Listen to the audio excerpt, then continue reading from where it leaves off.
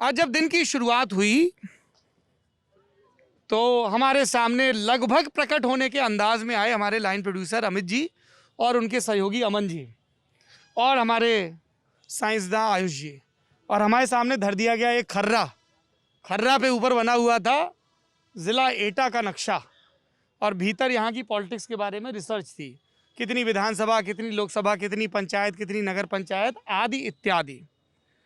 जैसे ही हमने वो खर्रा देखा, हमको ध्यान आया अपनी पिछली एटा विजिट में सुना गया एक जुमला कि ये एटा है और ये किसी को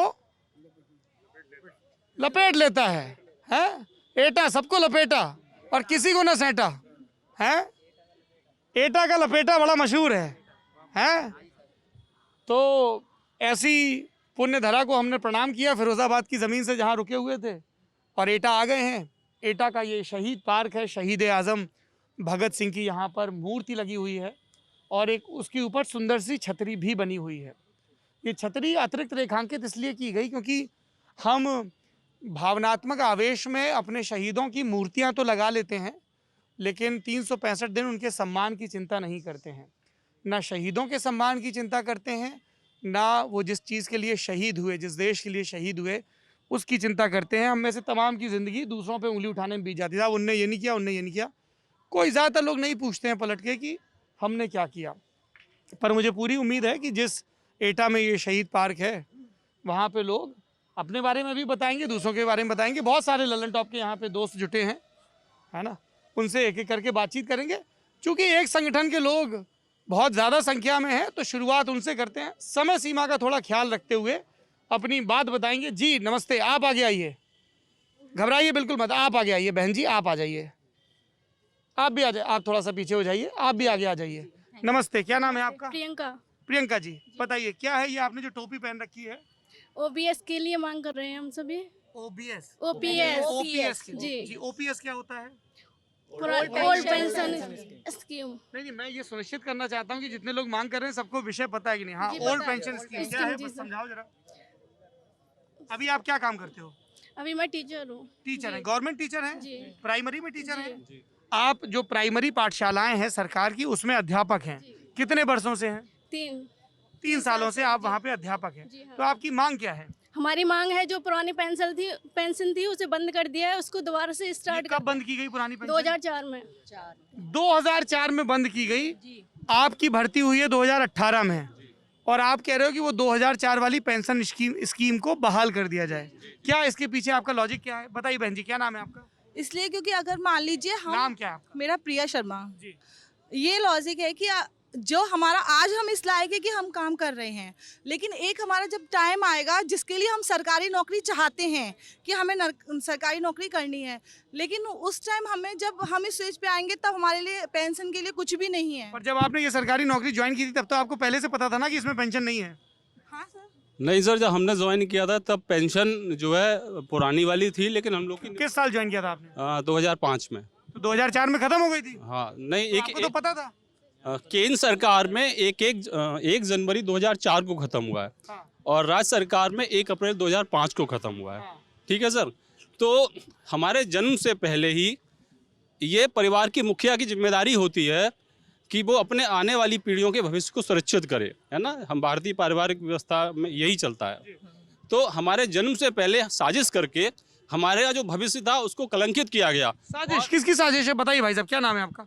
डॉक्टर नंदलाल निर्भय नाम है जी। आप भी अध्यापक हैं? सब लोग अध्यापक ही होंगे? जी, सभी लोग अध्यापक हैं।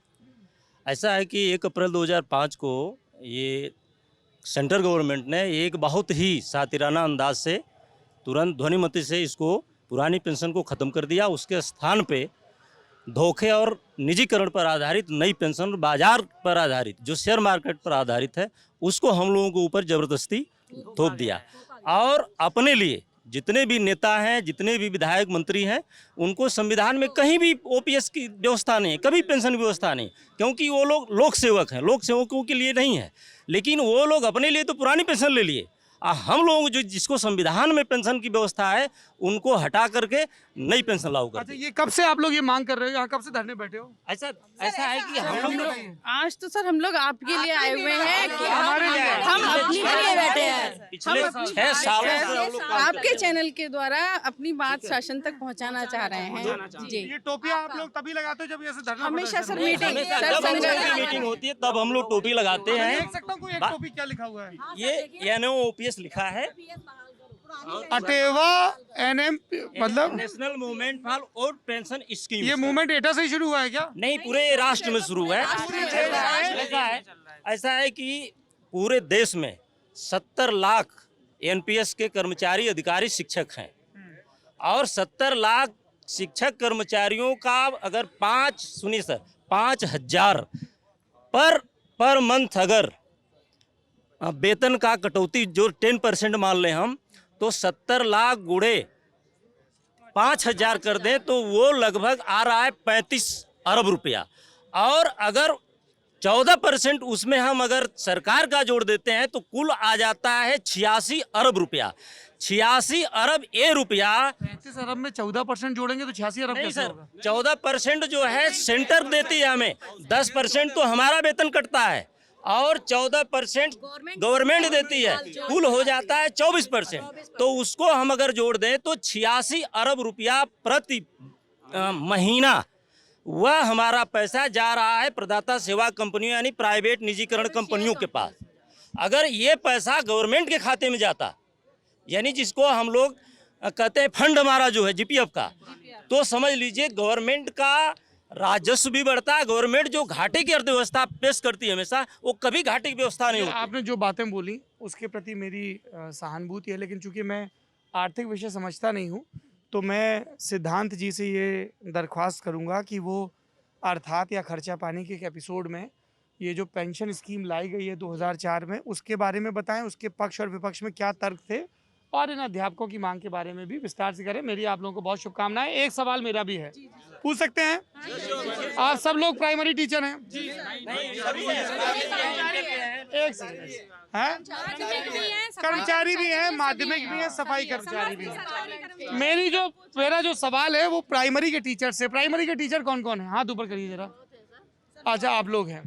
मैं अभी 16 साल, अरे सुन लो भैया, देखो कुछ जरूरी बात हो रही है। आप लोगों के बच्चे इन्हीं स्कूलों में पढ़ने जाएंगे, टीचर जी गुरु जी लोग हैं, थोड़ा सम्मान दिखाओ भाई। मैं जिन भी ज़िलों में गया हूँ तो बहुत गाँव में गया हूँ, तो सबसे ज़्यादा जो नाराज़गी दिख रही है सरकार के जिस अंग के प्रति वो है शिक्षा। लोगों ने कहा और कैमरे पे कहा, पुरुषों ने, प्राइमरी टीचर आती हैं वो जी सिलाई करती रहती हैं। नहीं, अरे सवाल तो सुन लीजिए, आपकी बात सुनेंगे। और पढ़ाते नहीं हैं। अगर उनका अपना बच्चा तो प्राइवेट में पढ़ता है ना, वो जाके क्यों भाई गरीबों के बच्चों को नहीं कि चलो आओ पढ़ने आओ। तो शांत होकर सुन लीजिए भाई। और एक बात उन्होंने बड़ी महत्वपूर्ण कही और उस एक बात से मैं भी सहमत हूँ। क्या है वो बात? कि सबसे अच्छे जो बीएड के डिग्रीधारी होते हैं, जिनकी मेरिट सबसे अच्छी होती है, वो प्राइमरी में टीचर बनते हैं, बहुत हाई आती है। इसका मतलब जो प्राइवेट स्कूलों के भाई, जो यहाँ प्राइवेट टीचर हैं, उनके साथ माफ़ी के साथ लोग कहते हैं साहब प्राइवेट तो आदमी मजबूरी में बनता है, सब चाहते हैं कि उसको सरकारी मिले। भैया इनकी फ़ोटो खींच लो, वो इशारा कर रहे हैं मेरे से बात करते हुए, इनकी एक फ़ोटो खींच लीजिए। तो प्राइवेट तो आदमी मजबूरी में बनता है, सब चाहते हैं सरकारी बने। तो जब आप बेस्ट ऑफ द लॉट हैं, सबसे अच्छे सरकारी हैं, तो फिर पढ़ाई को लेके गड़बड़ कहाँ है बताइए? चलिए आप सुनिए मेरी बात। पढ़ाई को लेके गड़बड़ जो आप कह रहे हैं ना सर, वो पहले मैं मानती हूँ, आज से 5 साल पहले तक अगर आप ग्राफ उठा कर देखेंगे तो बेसिक का स्थिति ज़्यादा अच्छी नहीं थी। लेकिन उसमें अगर आप केवल टीचर को ब्लेम आउट करते हैं तो मैं जनता की रिएक्शन बता रहा हूँ। मैं आपका सवाल आया है, मैं इसीलिए आपको कह रही हूँ। आप जिसको भी टारगेट करते हो, शिक्षकों की गलती, अगर आप मेरे साथ मेरे विद्यालय चले या जितने भी हमारे दूरस्थ जहाँ पे हम अपॉइंट हैं, वहाँ जाके आप देखेंगे तो कितनी दिक्कतें थी वहाँ, उनमें हम कैसे सरवाइव करते हैं। अभी आपको पता है, अभी मेरी लड़ाई हो चुकी है, 100 लोगों ने हमारे स्कूल में आके घेराबंदी कर ली अकेले। इसलिए कर ली कि उनके बच्चे को मैंने स्टिक मार दी। अब वो बच्चा ना कॉपी ला रहा है, ना पेंसिल ला रहा है, ना पढ़ रहा है। ऊपर से प्रेशर है कि बच्चों की गुणवत्ता बढ़ाइए, लगातार चेकिंग हो रही है, लगातार हम लोगों की ट्रेनिंग हो रही है, उसमें जवाबदेही हमारी है कि बच्चा अभी तक आपका अक्षर वर्णमाला क्यों नहीं सीखा, गिनती क्यों नहीं सीखा। जब हम बच्चे के साथ कोशिश करते हैं, मेहनत करते हैं, पेरेंट्स का कोई सपोर्ट नहीं है, वो सिर्फ बच्चे को खाना खाने स्कूल भेजता है, एमडीएम के लिए भेजता है। उसका क्वेश्चन होता है मैडम ड्रेस नहीं आई, जूता नहीं आया, वो कभी नहीं पूछता कि मैडम ये बताइए आप कि हमारे बच्चे ने गिनती क्यों नहीं सीखी, या वो प्रतिदिन विद्यालय आया या रास्ते में ही खेल रहा है। बच्चों को गांव में पकड़ पकड़ के लाते हैं हम। नियमों से इतना बांध दिया गया है, नियमों से हमें इतना बांध दिया गया है कि हम और कोई काम कर ही नहीं सकते। और बाहर के काम सर, अभी स्वास्थ्य विभाग के लिए हमारे अध्यापक मांगे गए हैं कि हम एएनएम नर्सेज के संग हम जाके वैक्सीनेशन कराएं। अब आप बताइए हम अपना शिक्षण कार्य करें कि वैक्सीनेशन कराएं? हमारे विभाग में ऐसा कोई कार्य नहीं है जो शिक्षक ना करता हो। आप स्वास्थ्य विभाग ले लीजिए, जनगणना ले लीजिए, कोई भी ऐसा बाल गणना ले लीजिए, और जो भी काम शायद लोग नहीं कर पाते हैं वो सारा अध्यापक को, शिक्षक को लाए। चुनाव हमारा शिक्षक लगवाता है। आप बताइए क्या क्या उसके बाद भी अगर ये कहा जाता है कि शिक्षक नहीं करता है तो आप हमें सारी जिम्मेदारियां क्यों सौंपते हैं? बताइए क्या कहना चाह रही थी? आइए। हाँ, बोलिए। सर सोच बिल्कुल नकारात्मक है। हाँ, जो सोच रहे हैं क्या ऐसी करते बात, हैं आप? मैं टीचर हूँ। हाँ, सोच गांव के लोगों की जो है बिल्कुल नकारात्मक है। वो अपने बच्चों को, जो जिसके पास 50 रुपया है वो अपने बच्चों को प्राइवेट में भेजता है। हमारे यहाँ तो वो बच्चा जाता है जिसको भेजना ही नहीं चाहता है। अगर मेरे यहाँ वो बच्चा नियम से आता है फिर भी हम उस बच्चे को इतना सिखा देते हैं बहुत ज़्यादा, क्योंकि हमारे यहाँ टीचर वास्तविकता में क्रीम है, बाकी वो रह जाते हैं। आप बताइए कैसे सुधर सकता है, क्या करना चाहिए? बताइए आप। हमारे स्कूल में सुनिए सर, हमारे स्कूल में 83 बच्चे रजिस्टर्ड हैं, 3 क्या नाम है अध्यापक। आपका? हमारा अनुराग यादव नाम है, मैं बेसिक में टीचर हूँ। और हमारे स्कूल में एक भी कमरा नहीं है, हमारे स्कूल में एक भी कमरा नहीं है।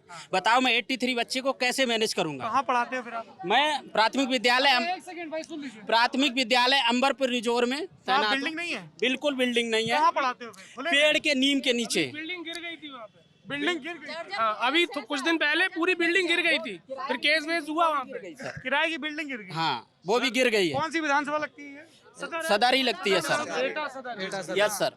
अब बात कहना चाहूँगा, हमारे जैसे ही शिक्षक दिल्ली में भी तो है ना। अगर हमारा मुखिया हमसे काम नहीं ले पा रहा है, ये हमारे मुखिया की कमी है या मेरी है? आप ये बताओ।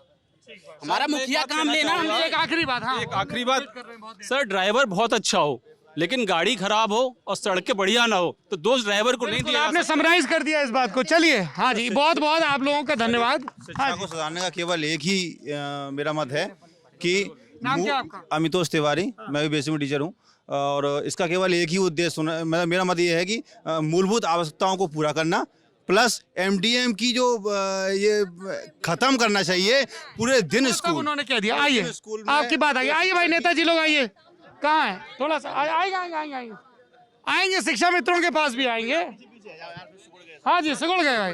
तो सपा से 1 2 वो जिलाध्यक्ष कहाँ गए? आओ भैया, थोड़ा कैसे नेतागिरी करोगे? भीड़ में पीछे नहीं रहना है, कैसे भी धक्का वक्का करके आगे पहुंच जाना है। हैं? 3 लोग सपा से हैं, आप भी सपा से हो? कार्यकर्ता है हम, सामाजिक अरे तो नेता को तो बोल लेने दो ससुर। हैं भाई हो यार तुम हमारे। ये नेता है, ये नेता है, कार्यकर्ता। आप कार्यकर्ता, तो एक ही व्यक्ति बोल पाएगा ना। और कहाँ गए भाजपा वाले भैया? आ जाओ, आओ चिराग बाबू, थोड़ा किनारे हो जाओ। Aren't you impressed? मैं तुम्हारा नाम याद रख रहा हूँ अभी तक। अच्छा जी, बताइए, 4.5 साल का कार्यकाल, राजवीर सिंह उर्फ राजू 2 टर्म से सांसद, विपिन वर्मा डेविड है यहाँ से, उनके पिताजी भी रहे हैं विधायक, मंत्री भी रहे हैं, वो विधायक हैं। और आपके सामने अभी ये उदाहरण सामने आया कि स्कूल की जर्जर बिल्डिंग, और वो बिल्डिंग गिर गई है। तो 4.5 साल का क्या है आपका लेखा जोखा, क्या है सफाई इस पे? बताइए, नाम बताइए। ब्रजेश कुमार नाम है, बिज्जी ठाकुर कहते हैं मुझे। ब्रजेश ठाकुर, बिज्जी ठाकुर, बताइए। नहीं, विकास कार्य तो बहुत हो रहा है अभी इनका। कैसे? सारी सड़कें बनी हुई हैं। सबसे बड़ी बात है कि गुंडागर्दी खत्म है। यहाँ सपा का शासन था, बेहद गुंडागर्दी थी। कोई और अन्य यादव के अलावा कोई अन्य जात का किसी विभाग में जाके काम भी नहीं ले सकता था। विधायक के यहाँ लिस्ट लगी हुई थी, ये काम इतने % में बिकता है। कौन सा विधायक यहाँ पे? यह आशु यादव, और भी विधायक। उनके पिताजी सभापति रहे हैं विधान परिषद के, वही है ना? रमेश जी। हाँ। तो ये चलता था, यहाँ लूटपाट चलती थी। आप कह रहे हैं लॉ एंड ऑर्डर था और करप्शन था, ये 2 इल्जाम भयंकर। वो आपने दूर कर दिया? हाँ, वो बिल्कुल दूर है। महिला सुरक्षा है। महिला सुरक्षा। अखिलेश जी की सरकार में तो एक मंत्री इसलिए भी रखे गए थे, वो महिलाओं की चड्डी का रंग बताते थे। अरे बाप रे, ये तो बड़ा गंभीर इल्जाम लगा रहे हैं आप। नहीं, वो विशेष तौर पे रखे गए थे, जो महिलाओं की चड्डी का रंग बताते किस थे। मंत्री का जिक्र कर रहे हैं आप? आजम खां जी, जो भारत माता को डायन बताते थे, आज कहाँ है वो? अपनी जगह पर हैं, सही जगह पर, जो उनकी जगह होनी चाहिए तो वहाँ पर हैं वो। बाकी सर, आप जो अभी मैनपुरी से अगर आप आए होंगे कल, जो आप बता रहे हैं, वो हाईवे आपने देखा होगा। तो आपने देखा होगा तो वो इसी भाजपा के कार्यकाल में बना है, ठीक है। इससे पहले अगर आप आते तो आपको पता लग जाता कि यार, मतलब वो क्या। हाईवे पे मैं कोई कमेंट इसलिए नहीं कर पा रहा हूँ क्योंकि मैं मैनपुरी से आया ना, जी। तो मैं जलेसर होते हुए आया। अच्छा। और फिरोजाबाद से जलेसर के बीच का जो रास्ता था, अरे साहब, मतलब कई जगह सड़कों को लेके अच्छा फीडबैक मिला है, ये तो मैं कैमरे पे कह सकता हूँ, लोगों ने कहा है। लेकिन वो सड़क तो बड़ी खराब है, बहुत ज्यादा खराब है वो। है फिर जलेसर रोड बहुत उखड़ी, आधे रास्ते तक तो उखड़ी हुई है। फिर जलेसर जहाँ से शुरू होता है, जलेसर विधानसभा, वहां से सड़क ठीक मिली। हाँ जी भाई साहब, क्या नाम है आपका? मेरा नाम सोनी वशिष्ठ है, मैं प्रदेश महासचिव हूँ भारतीय किसान यूनियन भानु से। भारतीय किसान यूनियन भानु जी। आप लोग क्यों उठ गए धरने से? इसलिए उठ गए क्योंकि 26 जनवरी को जो वहाँ पे हिंसा की खालिस्तानियों ने, इस वजह से हम लोग धरने से उठ गए। अच्छा जी। तो ये जो टिकैत वगैरह अभी भी बैठे हुए हैं, वो तो कांग्रेस की फंडिंग से और पार्टियों की फंडिंग से अभी बैठे हुए हैं। कांग्रेस की? हाँ, जबकि सरकार ने कह दिया था कि आपकी जो भी मांगे हैं हम बैठ और वो के। लोग कहते हैं कि भारतीय किसान यूनियन भानु को भाजपा की फंडिंग है। अरे वो कहने के लिए तो कुछ भी कह सकते हैं, इसमें कोई किसी का मुंह थोड़ी पकड़ लेंगे। लोकतंत्र है, कोई कुछ भी कह सकता है। जी। तो एक आप लोगों की, मैं जब यहाँ आ रहा था तो मैंने आप लोगों की एक पंचायत की होर्डिंग देखी, 3 अक्टूबर को पंचायत हाँ, है, इमलिया पे है। इमलिया पे, फिरोजाबाद में पड़ता है ये। जी जी जी।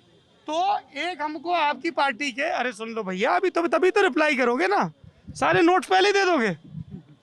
तो एक हमें, थोड़ा पीछे हो जाइए भैया, तो एक हमको मिले थे आपकी पार्टी, आपकी संगठन के जिला अध्यक्ष थे, वो मिले थे मुझे अलीगढ़ में, बरौली में। जी जी। तो वो कह रहे थे कि ये जो 3 तारीख की पंचायत, इसमें योगी जी आएंगे और बहुत बड़ा ऐलान करेंगे, ऐसा उन्होंने कहा था। ये सही बात है क्या? नहीं, मैं बताऊं, यहाँ पे बहुत बड़ी पंचायत हो रही है जिसमें लगभग 4 से 5 लाख किसान देवता इकट्ठे होंगे। और हमने सरकार से ये कहा है कि आप लोग कह देते हैं, इल्जाम लगा देते हैं कि आपने सरकार से सांठ-गांठ कर ली, इसलिए खुले मंच पे आए वो।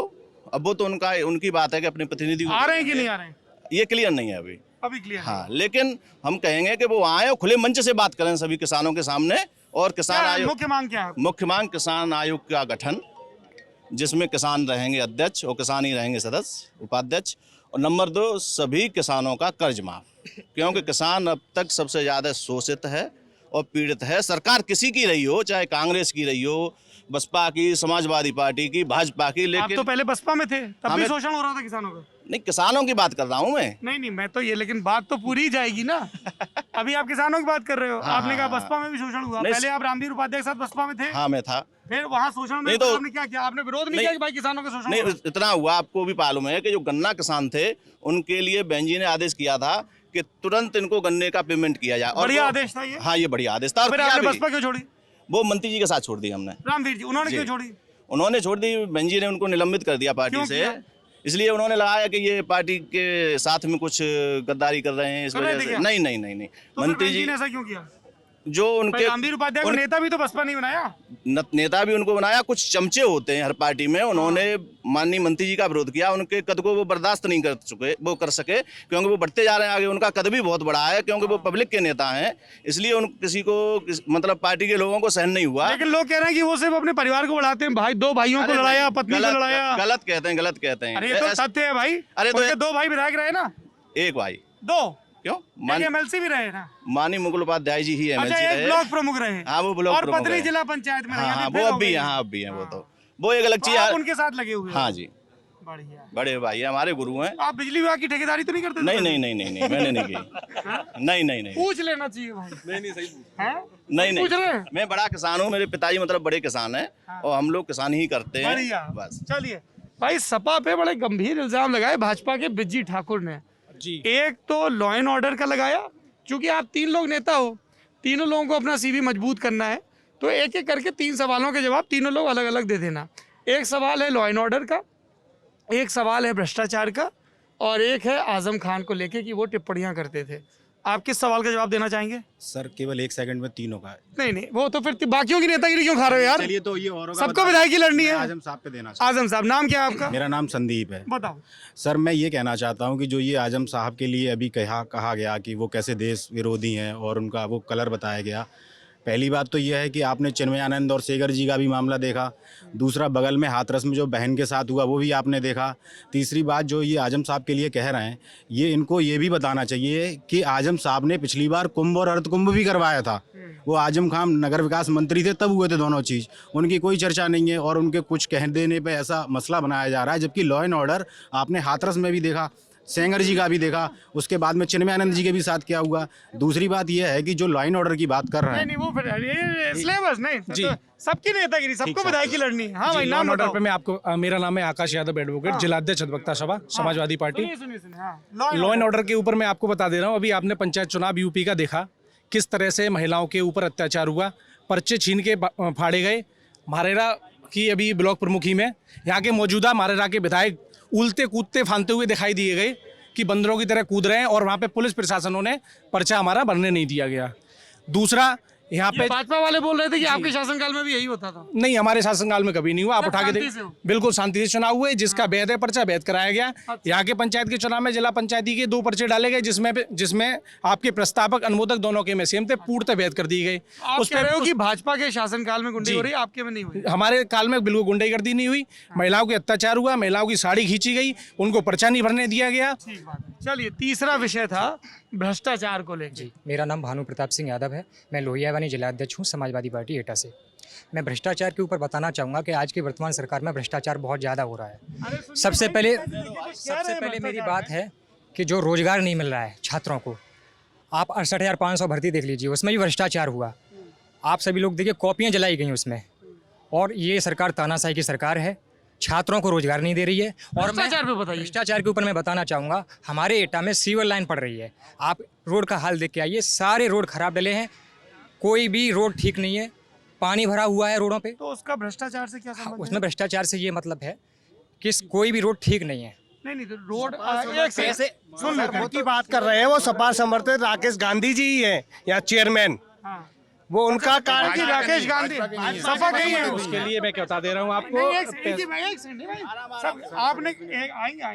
आपने कहा कि वो खुदी हुई है, तो ये विपक्षी कह रहे हैं कि भाई चेयरमैन तो आप ही की पार्टी का है। जी, हमारी पार्टी की नहीं है वो, समाजवादी पार्टी की नहीं है वो। समाजवादी पार्टी की नहीं है, समर्थित निर्दलीय है, समर्थित भी नहीं है, निर्दलीय है। सपा का समर्थन है? नहीं है। आपकी सही जानकारी में बता दूं, जो यहाँ के नगर पालिका के अध्यक्ष हैं वो निर्दलीय है। निर्दलीय सपा का नहीं है। समर्थित ही बोल रहे हैं, समर्थित समर्थन है। क्या नाम है आपका? मैं निर्मल धनगर, क्षेत्रीय संयोजक हूँ, रेड्डीपट्टी प्रकोष्ठ भाजपा का। आप कह रहे हो कि समर्थन जी, सपा का पूरा समर्थन रहा है चुनाव में। चलिए एक सेकंड, देख सब लोग कितने धैर्य से सुन रहे हैं। एक सेकंड, अरे सुनो भाई, तो सड़कें क्यों खुदी हैं ये बता सकता है कोई? सड़कें खुदी हैं, सड़कें यूँ खुदी हैं कि जो सीवर लाइन पड़ रही है, अगर कहीं विकास होगा तो थोड़ा पहले कष्ट तो आता है ना।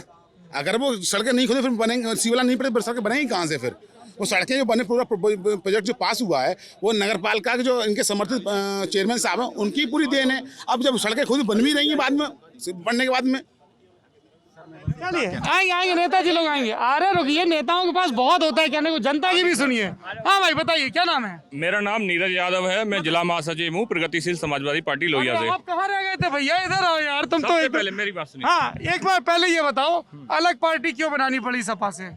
क्योंकि सपा में जो बड़े बुजुर्ग सीनियर लीडर थे, उनका कहीं ना कहीं अनादर हो रहा था, इसलिए बगल में आ जाओ तो मुझे माइक हिलाने में आसानी रहेगी। हाँ देखो, सपा पे कुछ कह रहे हैं जी।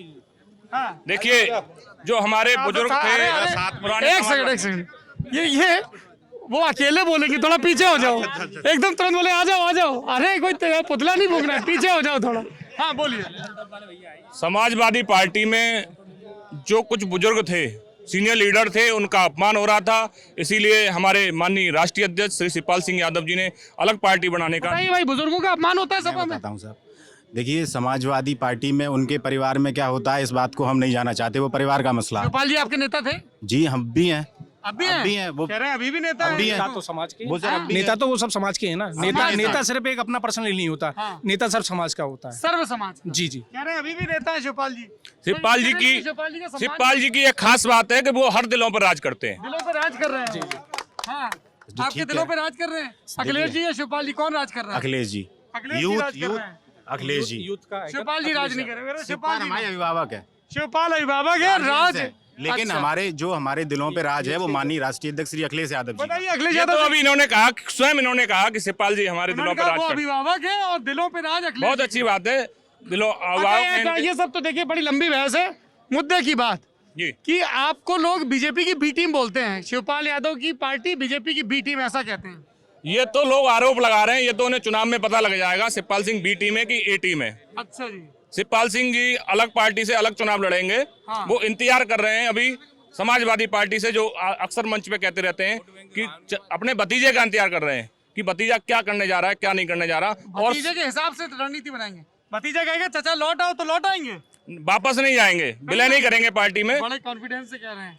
पार्टी अलग गठबंधन के साथ में चुनाव लड़ेगी। सपाई के साथ गठबंधन करोगे? देखिए, हमारे नेताजी और हम सारे पार्टी कार्यकर्ता, किसको ये- माननीय, मैं बताऊं कारण क्या है। सारे जो है हमारे राष्ट्रीय अध्यक्ष जी भी, माननीय जो हमारे पार्टी के संरक्षक है माननीय मुलायम सिंह जी, उनका सम्मान करते हैं और उन्हीं की बदौलत अगर ये होगा गठबंधन तो उन्हीं की बदौलत होगा। मतलब मुलायम सिंह जी की ये जिम्मेदारी है कि वो शिवपाल यादव की पार्टी और अखिलेश यादव की पार्टी का गठबंधन करवाएं। हाँ भाई, क्या बोल रहे थे? फटाक से बोलो, क्या नाम है? अतुल यादव नाम है मेरा सर। वो क्या बोल रहे थे? मैं ये कह रहा था कि शिवपाल जो है वो अखिलेश के खिलाफ चुनाव लड़ नहीं पाएंगे। अखिलेश भैया यूथ है, सब कुछ जो कुछ है। अखिलेश भैया सबसे बड़ा चेहरा है मुख्यमंत्री का, उत्तर प्रदेश का, और पूर्व सीएम भी रहे। हम शिवपाल की पार्टी ए टीम होगी। अभी तो खुल के आएगी बात, पूरी अभी बात खुली कहाँ है। सर इम्प्लाइड बात तो यही निकलेगी, जैसे सर बिहार में ओवैसी जी चले गए थे इलेक्शन लड़ने, जहाँ जहाँ मुस्लिम सीट्स थी वहाँ पर जाके मुस्लिम वोट ले लिया उन्होंने, तो एक तरीके से उन्होंने बीजेपी को उन्होंने सपोर्ट कर दिया, तो बीजेपी की बी टीम हो गए वो। क्या नाम है आपका? अभिषेक। चलिए आज नहीं एक सर मैं एक बात का जवाब दूंगा जल्दी फटाक से। देखिए, हमारे जो माननीय मुलायम सिंह नेताजी ने भी कहा है, पार्टी किसी की बाप की नहीं होती, जो मेहनत करता है पार्टी उसकी होती है। बात है, जो मेहनत करता है पार्टी उसको। वो जिलाध्यक्ष जी कहाँ गए? अरे देखो, बड़ी देर से इंतजार कर रहे हैं और इनके 86 नंबर आए थे, 2 नंबर से रह गए थे। 4 नंबर से। 4 से यार, 2 से 4 हो गए। नहीं 4 दिन जेल में काटी है। 17 दिन जेल काटी है। 17 दिन जेल काटी यार है। एक से थोड़ा पीछे हो जाओ यार, डेटा बड़ा गड़बड़ हो रहा है। 2 नंबर 4 दिन 17 दिन। नहीं इन्हें नहीं मालूम यार, जब तुम्हें मालूम नहीं तो तुम क्यों बोल रहे हो? मत बोलो यार, शिक्षा मित्र भी नहीं है। नहीं है, ये हमारे भाई है, कोई बात नहीं। कर्मचारी हो तो जब तुम्हें नहीं पता कि नेता कितने दिन जेल नेता ने बहुत हमारे साथ ही हैं। अरे तो बड़े भाई हैं। एक सेकंड, संघर्ष किया, आंकड़ा तो सही दो, संघर्ष किया है। वो बेचारे रहे 17 दिन, तुम 4 दिन में निपटा दे रहे हो। ऐसा मत करो जी। बताइए नेताजी, क्या नाम है? मेरा नाम अवधेश कुमार है। अवधेश कुमार जी, आप क्या नेता हैं जरा बताइए? मैं शिक्षा मित्र संघ का जिलाध्यक्ष हूँ। शिक्षा मित्र संघ के जिलाध्यक्ष, क्या मांग? आदर्श शिक्षा मित्र वेलफेयर एसोसिएशन, हाँ बताइए, जनपद एटा का जिलाध्यक्ष। मैं ये कहना चाहता हूँ कि सन 2000 के बाद में शिक्षा मित्रों की नियुक्ति हुई और बीजेपी सरकार ने ही कहीं न कहीं इसको जो है जन्म दिया, शिक्षा मित्र पद को। और जन्म अच्छा किया कि बुरा किया? नहीं, वो ठीक किया, जैसा भी किया, लेकिन उन्होंने अब तो बहुत बुरा किया। क्या बुरा किया? मेरी बात पूरी तरीके से आप पहले सुन लीजिए। तो हमने जो है बंद विद्यालयों को हमने खोला, टूटी हुई शिक्षा व्यवस्था को हमने सुधार किया पूरे प्रदेश में, और उसके बाद में सरकार, आदरणीय नेताजी की सरकार आई, उन्होंने कुछ आगे 2 कदम बढ़ाने का काम किया। हमें जो है हमारा मानदेय बढ़ाया, हमें प्रधानों से छुटकारा दिलाया, सारी व्यवस्था उन्होंने की। प्रधानों से क्या छुटकारा चाहिए था आपको? प्रधान क्या करते थे? प्रधान हमसे जो है भैंसियों पे अपनी पे सानी लगवाते थे। अच्छा जी। हाँ, और उनके हस्ताक्षर से एक सेकंड अवधेश जी, ये मजाक का विषय नहीं है। किसी का पद शिक्षा मित्र का है, उसका काम शिक्षकों की मदद करना है। यदि वो व्यक्ति एक इतना गंभीर इल्जाम दे रहा है कि उससे शिक्षा के बजाय दूसरा काम, तो इस पे हंसने के बजाय सोचना चाहिए। बताइए। हमें जो है प्रधानों के हस्ताक्षर से हमारा मानदेय निकलता था। उस समय हमें 2250 मानदेय मिलता था, तो प्रधान और हेडमास्टर के दोनों के हस्ताक्षर से निकलता था। जब तक हम जो है हेडमास्टर प्रधान से साइन कराने जाते थे, तो तमाम अन्य तरीके के अपने व्यक्तिगत कार्यों में हमें लगाए रहते थे। तो वो नेताजी ने, आदरणीय मुलायम सिंह यादव ने हमें छुटकारा दिलवाया। इसके लिए हम उनका बहुत बहुत धन्यवाद और आभार व्यक्त करते हैं। उसके बाद में अच्छा, एक देखो, एक तुरंत मुकाबला क्या शुरू होता है कि सपा वालों ने नारा लगाया तो शिवपाल जी की पार्टी लगी, यार हम मुलायम सिंह तो हमारे भी नेता हैं। तो भैया दो, अब लेकिन अब दूसरी बात समझ लो, ये नारेबाजी थोड़ा रैलियों के लिए बचा के रखो, है ना। अभी हो सकता है कि वो अगले वाक्य में अखिलेश यादव की आलोचना कर दें, तब क्या करोगे? तो पूरी बात तो सुन लो कम से कम। हाँ जी। उसके बाद में बहन जी की सरकार आई, उन्होंने भी हमें आगे बढ़ाने का काम किया। उन्होंने हमें प्रशिक्षण दिलवा करके, और समायोजित नहीं कर पाए वो लोग, उस बाकी बात सरकार चली गई। अब लगाओ नारा। उसके बाद में अखिलेश जी की सरकार आई। हाँ, अखिलेश जी की सरकार आई तो जो भी लोग मतलब क्रमबद्ध तरीके से 3 पंक्तियों में हमें जो है रखा उन्होंने कि फर्स्ट बैच और सेकंड और थर्ड बैच, 2 बैच हमारे 2 बैच को हमारे समायोजित कर दिया। तीसरा बैच रह गया था, उसके लिए 10,000 रुपये मानदेय देने का उन्होंने किया, वायदा नहीं किया है। कब किया? जब उनकी सरकार थी। कब, किस साल में? ये करीब 14 में। 14 से आप लोगों को 10,000 मिलने लगा? नहीं, मुझे तो 40 से 38,000 तक पहुंच गया मैं तो। अच्छा जी, आप पहले मैं फर्स्ट बैच में था। 38,000 तक मैं पहुंच गया। उसके बाद में इन लोगों को जो समायोजित होने से वंचित रह गए उनको जो है 10,000 रुपये किया। अब उसके बाद में बीजेपी गवर्नमेंट आती है 2017 में, तो माननीय मोदी जी का हमारा केस चल रहा था हाई कोर्ट में, उच्च न्यायालय इलाहाबाद में।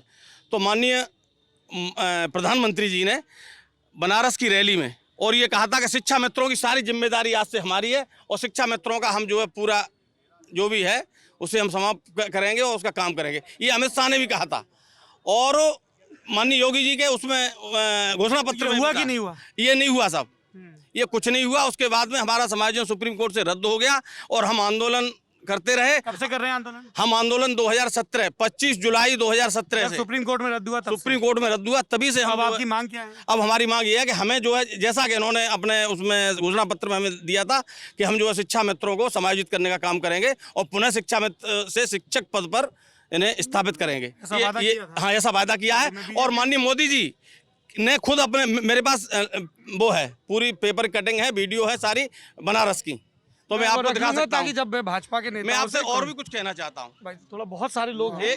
2 मिनट और बोलूंगा। 2 मिनट? 1 minute 30 second. चलिए साहब, 30 सेकंड ठीक लगा लो। ठीक है। मैं ये भी कहना चाहता हूँ कि अब मैं शिक्षा मित्र से किसान हो गया हूँ, क्योंकि मैं अब खेती बाड़ी करता हूँ, मेरा पूरा जो कारोबार है वो नहीं चलता शिक्षा में 10,000 रुपए में, क्योंकि इतने हाई फाई हम जो 38,000 पहुँच गए। हाँ, तो मैं चाहता हूं कि एक मांग आपके माध्यम से मैं सरकार तक पहुंचाना चाहता हूं कि हमारा धान 4,000 से 4,500 रुपए कुंतल बिकता था, आज जो है माननीय आज जो है 1,200 से और 1,600 रुपए कुंतल बिक रहा है। आज MSP तो वो मोटे धान का है, लेकिन हमारा जो धान है P10 और ये जो क्वालिटीदार धान होता है जो आप लोग खाते हैं, जो अच्छे लोग खाते हैं, जो मोदी जी खाते हैं, उस धान की बात कर रहा हूँ। आज हमको तो यही सोच के अच्छा लग रहा है कि हम भी वही चावल खाते हैं जो मोदी जी खाते हैं। चलो जी। हाँ भाई, क्या नाम है? सर मेरा नाम कनिष्क है और सर मैं पास के गांव से आया हूँ। सर मेरी प्रॉब्लम ये है, क्या करते हो? सर मैं 12th पास हुई हूँ मेरी। हाँ, बेटा ठीक बोला मैंने, ज्यादा ऐसा तो नहीं कि ज्यादा बड़ा हो मैंने बेटा बोल दिया। सर मेरी प्रॉब्लम ये है कि सर मैं हर सरकार को देखता हूँ, वहाँ पे हमारी जो बेसिक लेवल के लिए एजुकेशन है, जो हमारे माध्यमिक स्कूल हैं वो इतने बेकार हैं कि वहाँ पर एक तो देखिए सर, मेरा पास ये देखिए आप, ये फोटो है, ये मेरे गांव के पास का ये स्कूल है। देखिए इतनी विद्यालय सुन्ना क्षेत्र धौली कला, हाँ, ब्राह्मपुर के पास सुन्ना गाँव है, वहाँ का ये स्कूल है मेरा। ठीक है, आप देखिए कि ये जो बन रहा है हाईवे में चला गया था, हाईवे में चला गया तो नया बन रहा है। देखिए तो जो स्कूल है अभी तो बना नहीं है, जो वहाँ के विद्यार्थी हैं तो वहाँ पर इतनी बुरी व्यवस्था है कि यहाँ पर बच्चों की पढ़ाई के लिए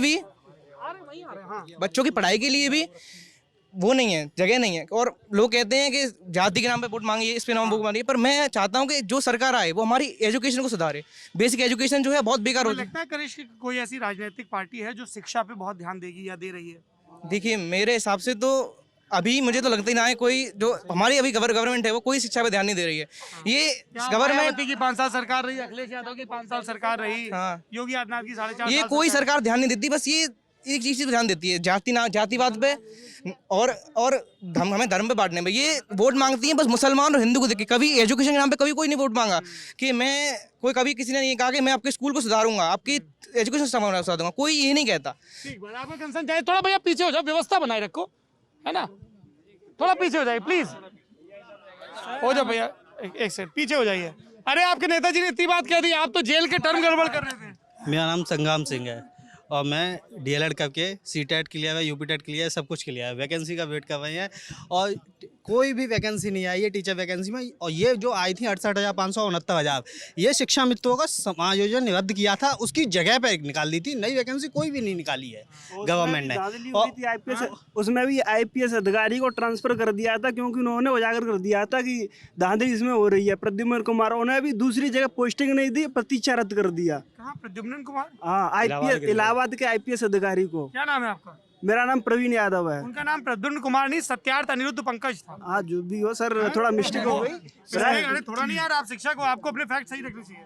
और वो इस एटा के भी SSP रहे हैं जब यहाँ इलेक्शन हुए थे 17 में। तो सर उन्हें प्रतीक्षा रद्द कर दिया गया। ऐसा क्यों लगता है आपको कि उन्होंने जांच की इसलिए प्रतीक्षा रद्द कर दिया? ये कहाँ से पता चला आपको? क्योंकि सर उसके ही कुछ समय बाद उन्हें वहाँ से हटा दिया गया था। तो आपको लग रहा है कि इस वजह से हटाया गया? बिल्कुल सर, उसके बाद जांच रोक दी गई। जांच रोक दी गई, ऐसा? हाँ जी, क्या नाम है? सर मेरा नाम विवेकानंद विनय है और मेरे 2 विषय हैं, एक तो शिक्षा और एक दूसरा है राष्ट्रीय सुरक्षा। जल्दी से बताइए तो फटाफट। शिक्षा के संबंध में मेरा यह है कि जो हमारी UGC के अंडर यूनिवर्सिटीज आती हैं उनमें जो अल्पसंख्यक आदि का जो दर्जा है वो ख़त्म करके सभी के लिए समान अवसर उपलब्ध कराए जाएं। ये भेदभाव बहुत बड़ा है और ये भारतीय युवाओं के साथ में बहुत ज़्यादा गलत किया जा रहा है और सेकुलरिज्म के नाम पर। यदि AMU है तो वहाँ पर अल्पसंख्यक का दर्जा देने के बाद में और आप एक विशेष वर्ग के लोगों को ही उसमें एडमिशन देते हैं। और मैं ये नहीं समझ पाता हूँ कि हमारे लोकतंत्र में होते हुए और भारत जैसे देश में अलग अलग मतलब जो हमारी शैक्षणिक संस्थाएं हैं उनका भी हमने वर्गीकरण क्यों कर रखा है? क्या सभी युवाओं के लिए समान अवसर नहीं होने चाहिए? आपकी ये मांग है कि सरकार ने पूरे देश में, सुनिए जरा गौर से, बहुत महत्वपूर्ण विषय है। क्या आप ये कह रहे हैं कि सरकार ने पूरे देश में जो संवैधानिक प्रावधानों के तहत अल्पसंख्यकों के, इसमें मुस्लिम, ईसाई, सिख और दूसरे धर्मावलंबी आते हैं, जैन, तो उनको जो अधिकार दे रखे हैं शैक्षणिक संस्थानों में कि भाई जैसे आप मान लीजिए कोई जैन सोसाइटी है, एक बना रही तो वो एक निश्चित संख्या रिजर्व कर लेती। कॉन्वेंट स्कूल में उसमें क्रिश्चियंस के लिए रिजर्व होता है, AMU से। तो आप कह रहे हैं ये सब हटा देना चाहिए? हाँ बिल्कुल हटा देना चाहिए। शिक्षा में किसी भी तरह का भेदभाव नहीं होना चाहिए कि आप उनका तो ये कहना है ना कि ये तो जैसे ज्यादातर जो इस तरह के स्कूल कॉलेज चलते हैं उनका कहना है कि वो सोसाइटीज चलाती हैं और उनका ये कहना है क्योंकि हम अल्पसंख्यक हैं, हमें और जगह उतना मिले ना मिले इसलिए यहाँ पर रिप्रेजेंटेशन मिले, ऐसा उनका आर्ग्यूमेंट बिल्कुल है। लेकिन क्या AMU कोई व्यक्ति चलाता है या उसे केंद्र सरकार फंडिंग करती है? केंद्र सरकार चलाती है। केंद्र सरकार जिस चीज का फंडिंग करती है उसमें आपका ये कहना है कि सेंट्रल यूनिवर्सिटी से ये सारे कोटे हटा देना चाहिए? सेंट्रल यूनिवर्सिटी से लेकर के स्कूल स्तर तक सारी चीजें एक समान होनी चाहिए। कोटा हटना चाहिए या बाकी कोटे? नहीं, किसी भी तरह का भेदभाव नहीं होना चाहिए। यदि एक दूसरा विषय है मेरा, नहीं पहले इस विषय पे तो बात कर ले। तो एक दिक्कत यही है हिंदुस्तान की, कोई आदमी सब वेट करते हैं आएगा माइक आएगा और आएगा तो फिर जाने नहीं देंगे। नहीं कोई हाँ जी, गलत लग रहा है तो आप नहीं कहाँ गलत है, हटता कुछ नहीं लल्लन टॉप पे। हाँ सर, इन्होंने बड़े ही आसान शब्दों में ये कह दिया कि कोटा को जो है हटा दो। मेन बात वही है, इन्होंने वैसे AMU नहीं, मैंने कहा है कि जो हमारे स्कूल कॉलेज यूनिवर्सिटीज हैं उनमें एक समान सारे लोगों के लिए एक समान व्यवस्थाएं होनी चाहिए। मेरा ये कहने का बिल्कुल मैं समझ गया आप यही कहना चाह रहे हैं। जैसे AMU बना हुआ है, जामिया बना हुआ है, इनमें मेन बात जो है जो इनको सेंट्रल गवर्नमेंट के अंदर जिस आर्टिकल के अंदर चलाया जाता है उनका मेन ये है कि इनको रिप्रेजेंटेशन मिलना चाहिए। ऐसा कुछ नहीं है कि आप BHU भी है, उसमें मोस्टली हिंदू पढ़ते हैं, मुसलमान भी पढ़ते हैं। BHU के एक प्रोफेसर हैं जिसमें एक जो नाम भूल रहा हूँ मैं, हिंदी मुस्लिम थे, वो PhD भी है शायद संस्कृत से, उनको पढ़ाने नहीं दिया कि ये मुसलमान है संस्कृत में। और ये कहना चाह रहे हैं कि उस सबको हटा दो। पहले ये वाले मुद्दे भी तो देख लो, प्राइम टाइम पर 21 तरह के जिहाद गिनाए जाते हैं कि ये वाला जिहाद, वो वाला जिहाद। भोपाल में भी एक चूड़ी बेचने वाला था, उसको पेल दिया। क्यों? क्योंकि वो मुसलमान था इसलिए चूड़ियाँ बेच रहा था। वहाँ के नेता साफ बोलते हैं, साफ ये बोलते हैं। 1 मिनट आ जाइए, कौन है? हाँ ठीक है, एक सेकंड थोड़ा रास्ता दीजिए। अरे सब लोग मत चलो यार, एक तो ये दिक्कत बड़ी है, वहीं चलते सब, तुम लोग ना चलो। जी क्या नाम है आपका? अमित यादव। अमित यादव, आप AMU के स्टूडेंट, बताइए क्या कहना चाह रहे हैं? AMU एक माइनॉरिटी इंस्टीट्यूशन है और मुझे लगता है कि ऐसा कोई वहाँ पे बायस नहीं है। और ये कई सारे कह रहे हैं कि ये किसी भी रिलीजन के लिए सीटें रिजर्व क्यों होनी चाहिए किसी भी एजुकेशनल इंस्टीट्यूशन में? ये कॉन्स्टिट्यूशन पावर देता है, ऐसे कैसे रिजर्व कर देंगे? माइनॉरिटी इंस्टीट्यूशन है तो संविधान में बहुत सारी चीजों का बदलाव किया गया। ये कहना है कि बदलाव किया गया क्योंकि हम उन्हें बदलना उचित समझते हैं। ठीक बात है, चलिए हाथ मत पकड़ो, बहुत सारी बात है। एक सेकंड, एक अरे अरे अरे अरे ऐसे नहीं भाई जी भाई। हाँ जी नमस्कार। का मुद्दा तो उठ जाना एटा का मुद्दा बताओ हाँ, भैया, सब लोगों ने अपने अपने मुद्दे उठाए। कोई एटा पूरे देश। अरे ये क्या कर रहे हो यार, ऐसे नहीं, ये क्या, थोड़ा दूर पीछे जाइए, ऐसे बात नहीं हो, मैं बंद कर दूंगा वीडियो, ये गलत है। थोड़ा मैंने इतना हाथ जोड़ के रिक्वेस्ट की थी, पीछे हटिए, जब तक पीछे नहीं हटोगे मैं आगे हाथ जोड़ के मैंने विनती की थी, तो पीछे हट जाओ भैया, थोड़ा पीछे हट जाओ थोड़ा। है सब लोग क्या सोचेंगे भाई, एटा के लोग व्यवस्था बना के रखो ना। क्या नाम है? मेरा नाम अभिषेक यादव है और मैं चूंकि शिक्षा के क्षेत्र से जुड़ा हुआ हूँ। सभी लोगों ने, प्रसपा वालों ने, सपा वालों ने, भाजपा वालों ने, सबने अपनी अपनी बातें कर ली, लेकिन एटा का मुद्दा यहाँ पर किसी ने नहीं उठाया। क्या है मुद्दा एटा का ये है कि यहाँ सभी 12th तक एजुकेशन गेन कर लेते हैं, अपने खर्चे पे कर लेते हैं, लेकिन हायर एजुकेशन के लिए यहाँ पर कोई भी सुविधा नहीं है। कोई भी टेक्निकल यूनिवर्सिटी नहीं। यहाँ के नेता लोग जो हैं जाति धर्म इन सब की बात करके और चुनाव जीत जाते हैं। जी क्या कहना चाह रहे हैं, नाम बताइए। सर मेरा नाम अमरनाथ सिंह है, मैं दिल्ली यूनिवर्सिटी से MSc फिजिक्स हूँ और वर्तमान में CSIR नेट की तैयारी कर रहा हूँ। सर एटा की, जैसे इस भाई ने बताया, सबसे बड़ा मुद्दा है हायर एजुकेशन का कोई इंस्टीट्यूट नहीं है। एटा लोकसभा क्षेत्र जिसकी लगभग 21-22 लाख पॉपुलेशन है और सिर्फ एक गंजडवारा में गवर्नमेंट कॉलेज है, उसमें भी पूरी साइंस की फैकल्टी नहीं है। और जो JLN है एटा में, वो सिर्फ आर्ट्स विंग वाला है। तो ये सबसे बड़ा मुद्दा है और कोई भी अभी तक जितने भी पब्लिक रिप्रेजेंटेटिव हुए हैं, चाहे SP BSP किसी भी पार्टी का, कोई ये मुद्दा उठाता ही नहीं है। सबसे बड़ी बात। जी बताइए, क्या नाम है आपका? मेधाव्रत शास्त्री। क्या है आपका पसंद, बताइए। राजनीतिक रहनुमाओं की चाटुकारिता का शोर और अपनी व्यक्तिगत समस्याओं के शोर के बीच में अगर किसी की आवाज़ दबती है तो एटा की आवाज़ दबती है। इन 70 वर्षों में बहुत सत्ता के परिवर्तन हुए। इन 70 वर्षों में जितने परिवर्तन हुए उसमें यदि कुछ नहीं बला तो सिर्फ और सिर्फ एटा की स्थिति नहीं बदली। हम जहां खड़े थे उससे पीछे चल रहे हैं। आप आश्चर्य करेंगे, एटा एकमात्र जनपद है पूरे उत्तर प्रदेश में जहां आप बुलेट ट्रेन, मेट्रो ट्रेन और इनका शोर सुनते हैं। हमारे यहाँ सामान्य रेल कनेक्टिविटी आज तक नहीं है। शिक्षा की जो वास्तविकता है वो इन बच्चों ने बता दी है। स्वास्थ्य की जो यहाँ स्थिति थी, आज तक यहाँ सिर्फ रेफर स्लिप बनाई जाती थी। एक मेडिकल कॉलेज अभी नया बना है। पिछले दिनों जो रहस्यमयी बीमारी फिरोजाबाद से चली, वो शायद एक बेटी यहाँ पे भी उससे संक्रमित हुई, तो जब उसको मेडिकल कॉलेज में ले गए तो जो पैटर्न पहले था कि जैसे ही मरीज आया तुरंत रेफर स्लिप बनाई, उसको आगरा विदा कर दिया। मेडिकल कॉलेज को शुरू होने के बाद यहाँ 4 प्राचार्य आए, उनकी नियुक्तियाँ होती बाद में है, वो किसी न किसी मामले में पहले हटा दिए जाते हैं। बाकी यहाँ का जो मूल इंफ्रास्ट्रक्चर है, जो मूल ढांचा है, उसमें अभी सीवरेज बनी है, पिछले 3 वर्षों से उसका काम चल रहा है। उसने भ्रष्टाचार के ऐसे प्रतिमान गढ़े हैं और उसमें क्या नेता, क्या प्रशासनिक अधिकारी, सारे लोगों की मिलीभगत है। 4 बूंदें जब पड़ती हैं तो शहर में ऐसे बड़े बड़े गड्ढे हो जाते हैं कि उसमें पूरी की पूरी बाइक और गाड़ी समा जाती हैं। 4 वर्ष यहाँ के लोगों ने, जब कोरोना में, आपको पता है कि कोरोना में सारी समस्याएं फेफड़ों से जुड़ी थी, हमने उस समय धूल के गुबार में जीवन को जिया है इस जनपद ने। होता क्या है कि जब हम राजनीतिक विमर्श में चले जाते हैं तो एटा की आवाज 70 वर्षों से आपको मैं बता दूं, आप साहित्यिक में बहुत रुचि रखते हैं, चाहे तुलसी रहे हो, चाहे खुसरो रहे हो या रंग, ये सारे इस सरजमी के उपज हैं। ये सारे के सारे लोग यहाँ से आते हैं। एक बड़ा एटा की बड़ी आइडेंटिटी थी। जब फिरोजाबाद बना, वो आज उसे 20 वर्ष हुए। एटा 120 वर्ष पुराना जनपद है। जब आप फिरोजाबाद जाएंगे, जब आप मैनपुरी जाएंगे, जब आप अभी 10 वर्ष पहले जो कासगंज बना है, जब आप कासगंज जाएंगे, जब आप फर्रुखाबाद जाएंगे, तब आप समझेंगे कि एटा आज कहाँ ठहरा है। और वो इसलिए ठहरा है कि जो ना आपने जितना विमर्श देखा उसमें व्यक्तिगत समस्याएं थी सबकी, अपने अपने रहनुमाओं की चाटुकारिता थी, जो जिस दल से है वो उसकी बस शाबाशी करने में लगा है। लेकिन कहीं, अच्छा आप बताइए, जब तक शहर बेहतर नहीं होगा, आपको कैसे लगता है कि यहाँ रहने वाले लोगों के जीवन में कोई परिवर्तन आएगा? आप जिस कार्यक्रम को शहीद पार्क से पहले मेहता पार्क में रख रहे थे, वो ऐसा कूड़ेदान बन चुका है, जबकि वो एटा का हार्ट दिल था, वो पहचान थी इस शहर की। जैसे कनॉट प्लेस दिल्ली का है, वैसे एटा की पहचान थी। आज उस पहचान को मार दिया गया। वो मुख्य बाजारों से जुड़ता है, सारे के सारी अच्छे, चाहे वहाँ लाइब्रेरी का मसला हो, चाहे जितनी भी आइडियोलॉजिकल जितने भी संस्थान है, वो सारे संस्थान वहाँ थे। आप सोचिए, उसने अपनी दम तोड़ दी है। लेकिन इस सारे विमर्श में ये सारी चीज़ें पीछे चली जाती हैं। जो नई पीढ़ी है, इसमें ये दर्द है, इसमें ये वेदना है कि ये अपने मुद्दों पर बात कर रहे हैं। ठीक बात है। ये एक बड़ी महत्वपूर्ण बात आई है कि एटा की समस्याओं पर बात हो, क्योंकि एटा उत्तर प्रदेश का हिस्सा है। एटा में तरक्की होगी तो प्रदेश और देश में तरक्की होगी। एक मेडिकल कॉलेज का इन्होंने बताया सुचारू रूप से नहीं चला। ये मेडिकल कॉलेज कब शुरू हुआ? ये रेल तो आज एक सिंगल कनेक्टिविटी नहीं। रेल तो मुझे 2017 में भी नौजवानों ने कहा था हमारे यहाँ रेल नहीं है। 17 का वीडियो देखोगे लल्लन टॉप का चुनाव यात्रा का, तो उसमें भी रेल का मामला आया था। और शिक्षा की जो बात उन्होंने कही वो महत्वपूर्ण। क्या नाम है?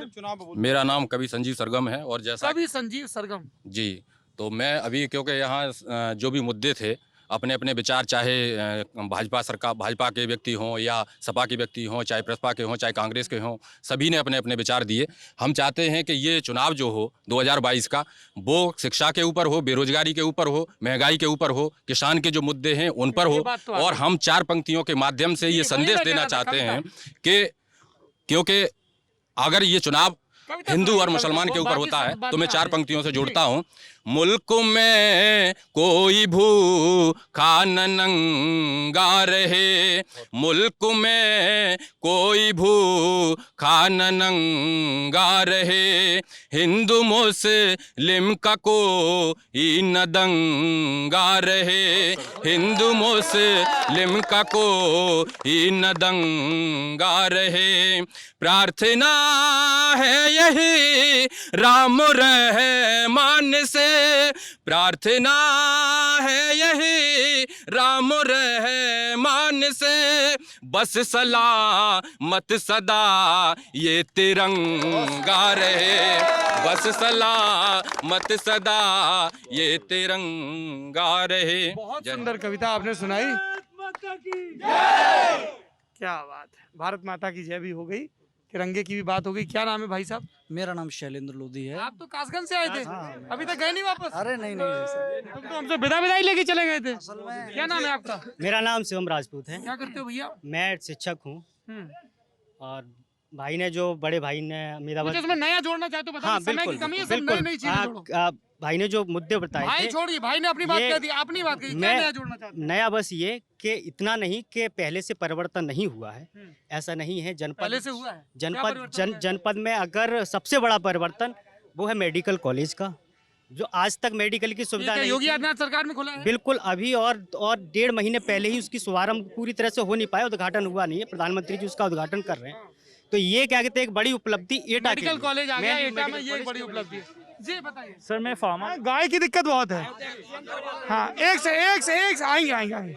ठीक है, ये फार्मा वाला। हाँ बताइए क्या मसला है? फार्मा लाइन से हूँ, तो मैं सिर्फ फार्मा से रिलेटेड मुद्दे बोलूँगा। सुनिए भाई, देखिए आपके घर जो दवाई आती है भाई साहब लाते हैं। हाँ, एक्चुअली प्रॉब्लम ये है कि यहाँ पे जो डॉक्टर के और फार्मेसी के बीच में जो वो है, जो रिलेशनशिप है, ये आजकल कमीशन बेस्ड बहुत ज़्यादा हो गया है। और ये कहीं ना कहीं हम लोग को रोकना चाहिए। जब बात आती है हम लोग क्या कर रहे हैं इसमें, तो बस ये हो जाती है कि वी आर जस्ट एम्प्लॉय, और हम लोग इस पे बहुत ज़्यादा एक्शन नहीं ले रहे, क्योंकि हम लोग को भी अपने ब्रेड को बटर का देखना पड़ता है सर।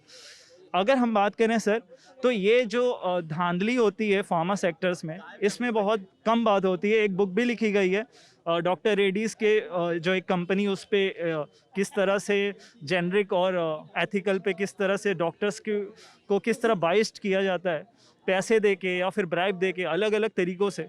तो ये कहीं ना कहीं सर इंडस्ट्री को खराब कर रहे हैं। क्या bottle of lies? Yes sir, bottle of lies. हाँ, बॉटल ऑफ लाइज जो किताब है, थोड़ा सा फैक्चुअली इनकरेक्ट हो गया। सुन लीजिए, बड़ी ज़रूरी बात हो रही है यहाँ पे, क्योंकि आप में से सब लोग कभी ना कभी दवाई खाते होंगे ना।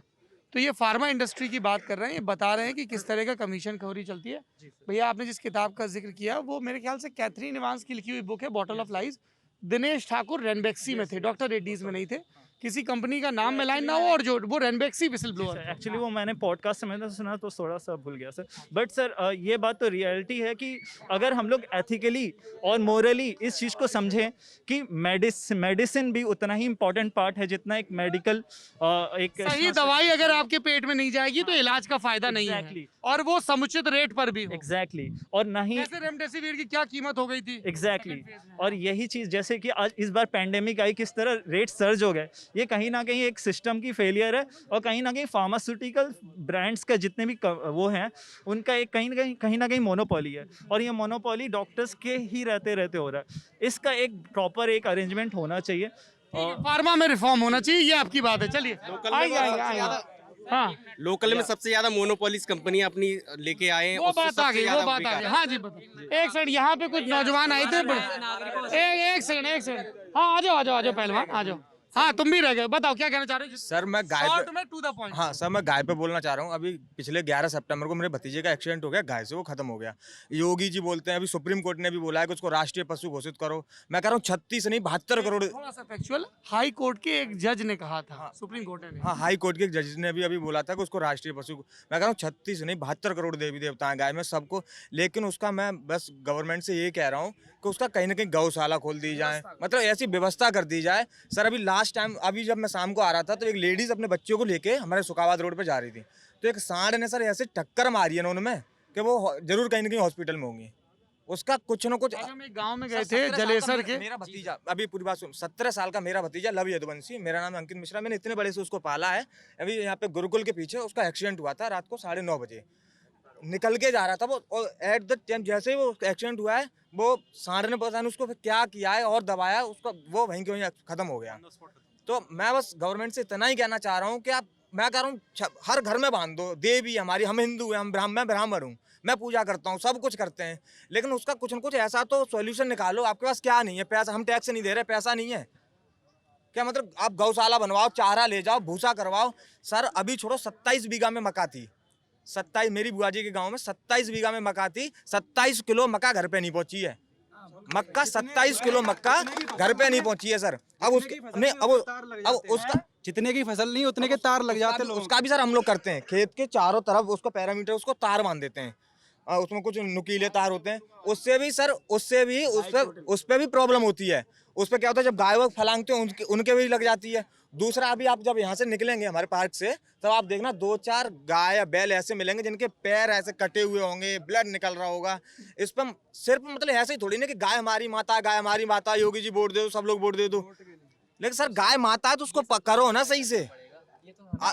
सर ये तो हमें तय करना पड़ेगा ना, मतलब अगर हम, मेरा नाम मोहित है सर, मैं यहीं का निवासी हूँ, तो सर यहाँ पे ये सारी चीज़ें तो हमें तय करनी पड़ेंगी ना। अगर हम नागरिक हैं तो अगर हमारे आसपास कुछ गलत हो रहा है तो सारी चीज़ों के लिए आवाज़ उठानी पड़ेगी। मतलब आज मेरा मुद्दा ये है कि हाँ मेरी सड़क नहीं बनी है, अगले का मुद्दा ये है कि उसके घर के बाहर कुछ और परेशानी है, आवारा पशु हैं। तो आज हम अपने मुद्दों पे जाके एक वोट दे आ रहे हैं, अगले दिन लेकिन किसी दूसरे को परेशानी है तो उन चीज़ों की जवाबदेही हम लोग तय नहीं कर रहे हैं। हम जब सब लोग मिलकर ये सारी चीज़ें तय करेंगे, मतलब हमारे यहाँ नागरिक हैं ही नहीं ना। ये एक महत्वपूर्ण बात सर, है, थोड़ा खोल के बताओ, नागरिक नहीं है इसका सर नागरिक को बनाने के लिए उसको कुछ चीज़ें सिखानी पड़ती हैं, जैसे कि अगर आप वोट दे रहे हो तो उसका क्या महत्व है। अगर कल को काम सरकार नहीं कर रही है तो उसकी जवाबदेही कैसे तय करोगे आप?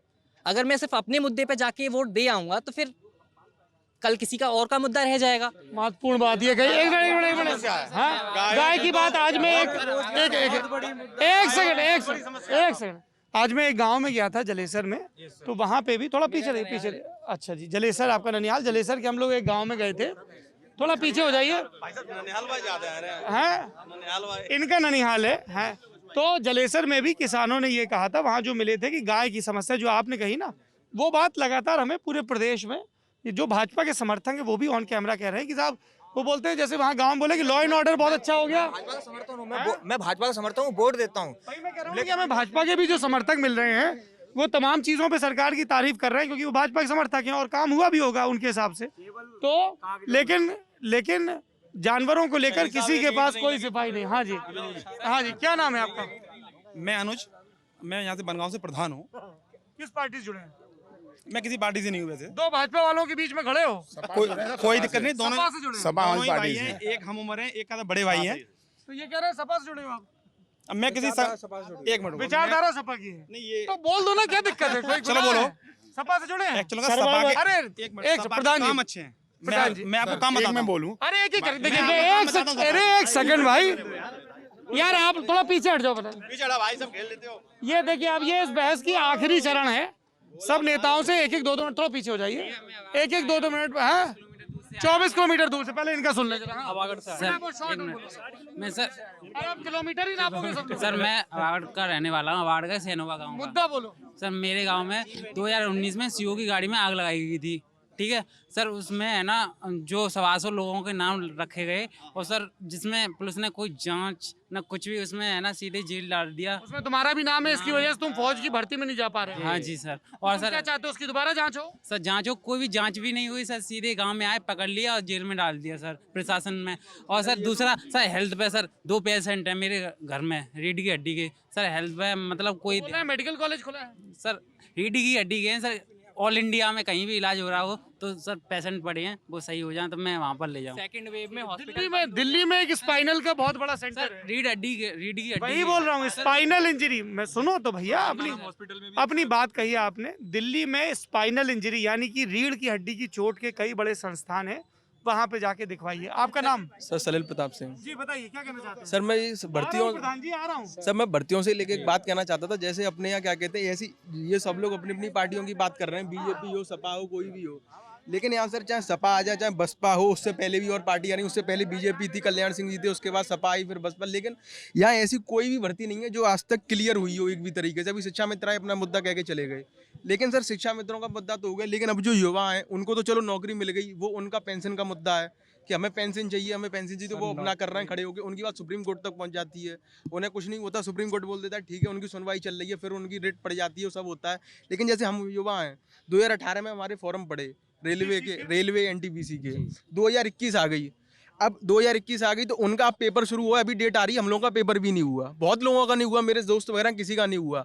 उन्होंने धरना दिया, सब दिया, सुप्रीम कोर्ट के सामने बैठे, तो उत्तर प्रदेश में लखनऊ की बात मैं कर रहा हूँ, वहाँ पे उनको लाठीचार्ज हुआ। ऐसे ही सेम हम लोग जहाँ हम मेरे नहीं मेरे दोस्त लोग थे, तो उनके साथ में दरोगा भर्ती वाले बैठे थे वहीं पे, जिनका 2000 में मिले थे मैनपुरी में। हाँ, जिनका चयन हो चुका है, वो सब क्लियर है, कल मिले थे उनका मिल चुका है, लेकिन वो बराबर पिट रहे हैं। अब सर शिक्षा मित्रों का मुद्दा सबका मुद्दा, लेकिन क्या हम लोगों का मुद्दा नहीं है? नई भर्तियां हैं सर, नई भर्तियां तो सर तब आएंगी ना जब समयबद्ध ढंग से आए। सर जब पुरानी क्लियर होंगी। हम तो ये कह रहे हैं सर, सरकार 2016 से नहीं समझ पा रही है। चलो आप सबकी बात आ गई, चलिए बोलिए प्रधान जी, क्या कहना चाहते हैं? पुराने मुद्दे पे आते हैं। आपने किसका लिखे हुए हैं? वो कोई बात नहीं। पुराने मुद्दे पे आते हैं जो आपने हमसे कहा था कि आप समाजवादी पार्टी से या कौन सी पार्टी से। मेरा मतलब कहने का सिर्फ ये है, जिसके काम अच्छे होते हैं हमारा मन उस पार्टी से। मेरा ये पूछने का था कि अगर कोई, सुन तो लीजिए, मेरा ये था कि कोई भी किसी भी राजनीतिक दल का समर्थक हो सकता है, ये भाजपा की आप सपा की, तो उसको स्वीकारने में संकोच क्यों? उसका रीजन एक ये है कि आज मैं प्रधान हूँ, 1,20,000 रुपये आता है, उसमें 20,000 रुपये मनरेगा में जाता है और 20,000 की किस्त मिलती है आवास के लिए। और जब लोहिया आवास था तब 3.5 लाख रुपये मिलते थे। आज 1,20,000 रुपये में किसी का टॉयलेट नहीं बनेगा। 1,20,000 रुपये में किसी का टॉयलेट नहीं बनेगा। क्या नाम है आपका? अनुज। 2 चीज़ें हैं जी, मतलब चूंकि रिपोर्टर का काम होता है डेविल्स एडवोकेट होना। एक तो 1,20,000 में टॉयलेट बहुत आराम से बन जाएगा, पहली चीज़ तो ये थोड़ा जुमला हो गया ये। दूसरी चीज़, जब भाजपा वालों के सामने ये सवाल आता है ना लोहिया का, तो भाजपा वालों से भी पूछ लेंगे, बड़े गदगद है, अच्छा ये तो रिपोर्टर ही हमें। एक मिनट, सवाल तो एक जो प्रधान फीस आता है प्रधान जी वही 20,000 का आता बात है। तो सुन लीजिए, जो टॉयलेट में जो वन पीस लगता है उसकी कीमत ही 20,000 रुपये आती है। नहीं ये तो एक मिनट रुको, सवाल तो सुनिए। मैं ये कह रहा हूँ कि भाजपा वाले कोई 5 स्टार का टॉयलेट तो बन नहीं रहा है। 1,20,000 में टॉयलेट नहीं बन पाएगा, थोड़ा ज्यादा हो गया, ये थोड़ा ज्यादा। मैं ये कह रहा हूँ, भाजपा वाले ये कहते हैं कि लोहिया आवास में ज्यादा पैसा था, लेकिन नंबर ऑफ लोहिया आवास कम थे और नंबर ऑफ प्रधानमंत्री आवास बहुत ज्यादा है। वो ये कहते हैं। कौन कहते हैं? ये आंकड़ा है सामने, ये सब फर्जी आंकड़े हैं, कहीं कुछ नहीं है। आपका तो जमीन स्तर। गाँव का नाम क्या है? मेरा गाँव है चौचा बनगांव जी। 10,000 की आबादी है, मात्र 6 आवास है, बताइए। मात्र 6 आवास है। अच्छा जी, मतलब इतनी आबादी है, बाकी लोगों की आहर्ता नहीं थी, आती नहीं है उसमें। क्या बोल रहे सर लोहिया आवास 54 आवास थे, 54 बनगांव जी। प्रधान जी का वोटर भी हूँ साहब, और चौचा बनगांव का निवासी भी हूँ। बताइए। पूरा चौचा बनगांव डेवलप है, कहीं वहाँ शहर में आवास तो कच्चे शहर से जुड़ा हुआ मात्र हमारे चंद लोग हैं जिनको आवश्यकता, उनकी प्रधान जी नैतिक जिम्मेदारी बनती है, उनको मकान दिलवाएं, शौचालय बनवाएं। शेष पूरा बनगांव हमारा सब तरीके डेवलप है। पक्का है तो फिर कहाँ से मिलेगा? शौचालय है, मकान है, अच्छे मकान है, और सब लोग नौकरी पैसे मिलता है। आपके वोटर भी हैं? हाँ, वोटर है साहब। देखो मेरे यहाँ एक मिनट सुनो, मेरे यहाँ 26 कार्ड अंत्योदय वाले हैं। अंत्योदय का मतलब ये होता है सबसे गरीब, पिंक कार्ड। सब। हाँ, पिंक कार्ड। उनकी आवाज नहीं है, उनकी आवाज नहीं है। बताइए अंत्योदय की उनके ही आवाज नहीं है।